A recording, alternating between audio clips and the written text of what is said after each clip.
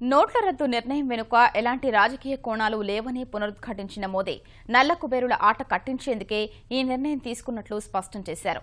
అక్రమార్కులు, అవినీతి పరులు తప్పించుకోవడానికి ఎన్ని ఎత్తుగడలు వేసినా వదలబోమని, నిజాయితీ పరులకు వేధింపులుండవని ఇండియా టుడేకి ఇచ్చిన ఇంటర్వ్యూలో స్పష్టం చేశారు.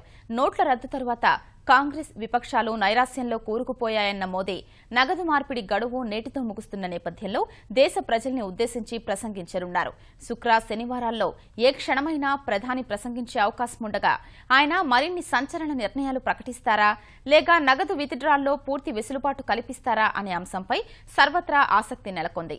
గడువు పూర్తయ్యాక నల్ల కుబేరులు, అక్రమార్కుల పనిపడతామంటూ పదే పదే హెచ్చరించిన మోదీ కొత్త సంవత్సరంలో ఎలాంటి నిర్ణయాలు తీసుకుంటారనే అంశంపై పలువురు చర్చించుకుంటున్నారు.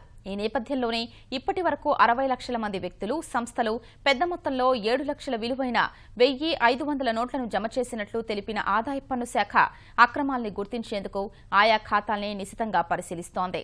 పెద్ద నోట్ల రద్దు తదనంతర పరిణామాల్ని ప్రజల్లోకి తీసుకెళ్లేందుకు భారీ ప్రచారం నిర్వహించేందుకు కేంద్రం సిద్దమవుతోంది. ఆ దిశగానే ఆర్థిక మంత్రిత్వ శాఖ పూర్తి వివరాలతో 60 పేజీల డాక్యుమెంట్లను మంత్రులకు పంపిణీ చేసినట్లు తెలుస్తోంది.